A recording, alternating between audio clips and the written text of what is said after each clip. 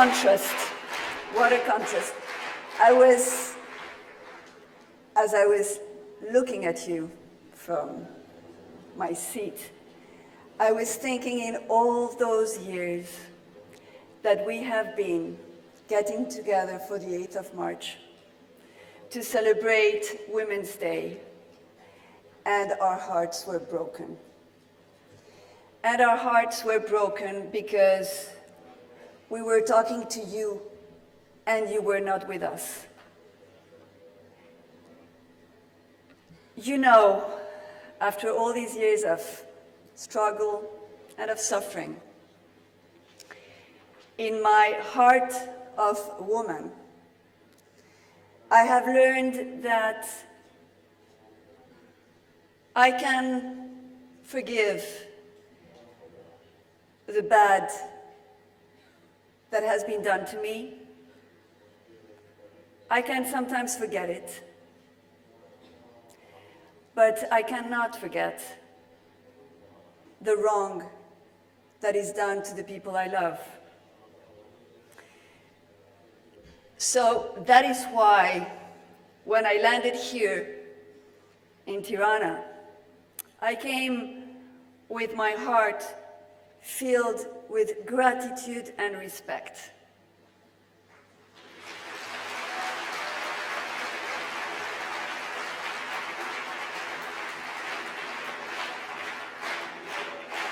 Because I will never forget the blessing that this country has given to us. And I want to thank Ilona and Rita, which are the two women that I know about here in Albania that are not only women leaders, but also representative of their country,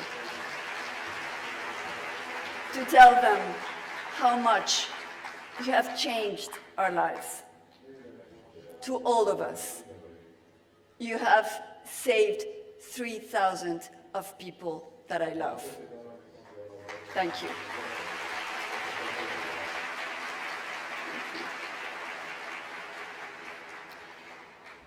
And when I arrived, as I was yesterday talking to some of you,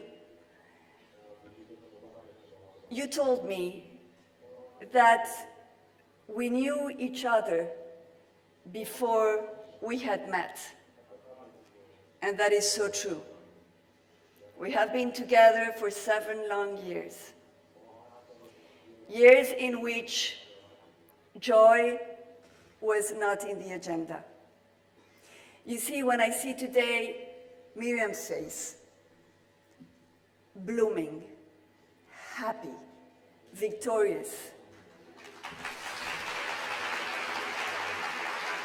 I know the contrast with that Miriam during 7 years that was in pain, in anxiety, in fear of what could happen to each one of you. And yesterday, as I met her daughter, which by the way looks so much like her, I didn't even need someone to tell me that it was her daughter, because it's her face. I thought, this is Miriam when she was 20. And then I was reminded of what Miriam always said to me during all these years. You know, we became very close. She knows my children. We love each other. I was always asking her about her children. And she would always tell me with pain, my daughter is fine, but you see, I don't have only one daughter.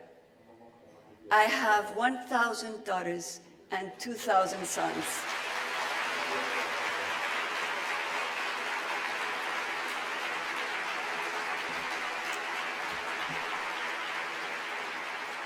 So you cannot imagine what it was to be in this side of the world as you were under attack and abuse in the other side, first in Ashraf, and then in Camp Liberty. When I was talking to you yesterday, it was the first thing I wanted to know, and I asked you. We were sitting at a table, and we drew on a napkin the plan of Camp Ashraf, because I wanted to understand how did it happen when the soldiers came and invaded the camp with their tanks and began shooting on each one of you. How did it happen? Where were you? What were you thinking? What were you feeling? And then I had these amazing answers. One of you told me where we were very preoccupied, that you were seeing these images and you were worried about us. Well, imagine, you were thinking about we being worried, and we were really, really worried. But the other thing that made me laugh was when I said, okay, but how did you react? And you told me that you came out to just confront the tanks so that they couldn't move further, because you knew that they wanted to invade the camp and slaughter each one of you. So you did a human barrage. Women did a shield with their bodies. And I said, but come on, how can you, 50 women, stop a tank? And then you laughed and you said, easy. We were all together and we pushed the tank.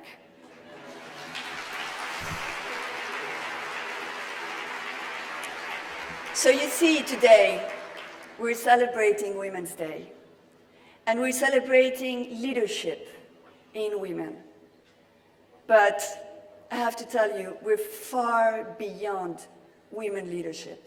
Today, what we are celebrating is you, women of courage.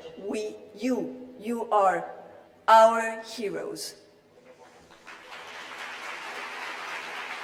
And all those stories that you have told me that I cannot summarize today, all the things that you didn't tell me that are in your heart, those are the things that have to be written, because they are the legend that will be told in future generations in Iran of this resistance that will bring freedom, equality, and justice to your country.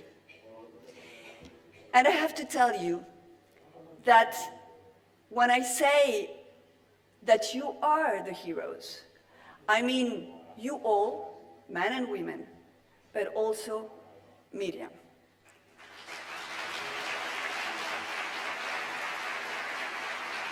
Because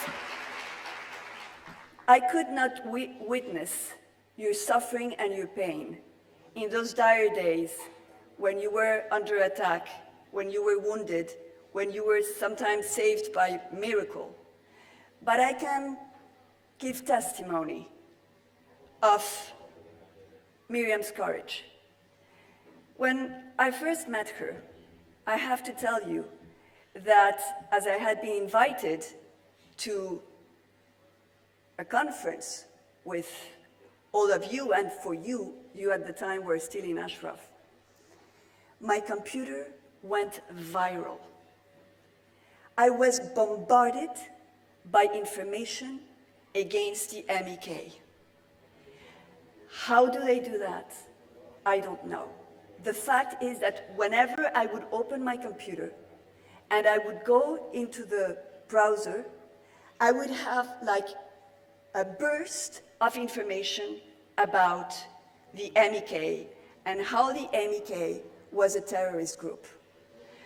So you see, I was in hands of terrorists for nearly 7 years.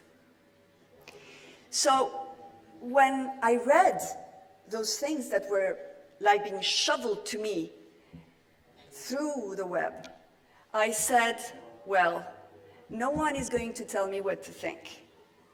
I want to go and see them and meet them, and I will take a decision upon my instinct and what I have learned in life. So I have to tell you that when I met Miriam, we fell in each other's arms. And I knew that they could say many things about Miriam, but not that she was a terrorist, and not that she was a killer. And from that day,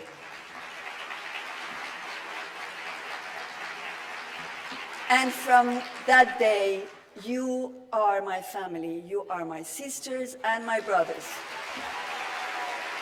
And I know how hard it is to be united.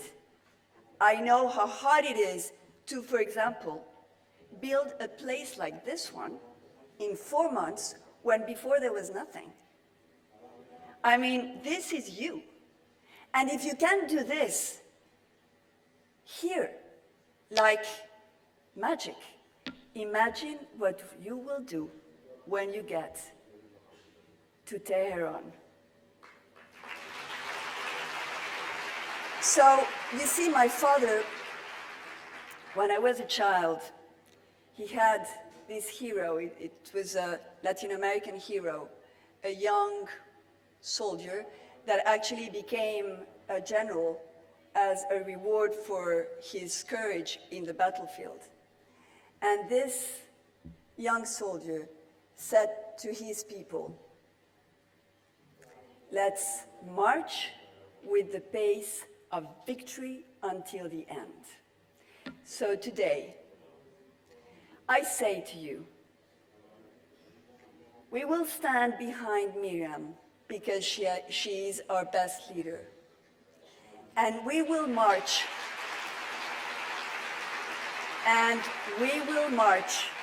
with the pace of victory until we plant the banner of gender equality in the Freedom Square of Tehran.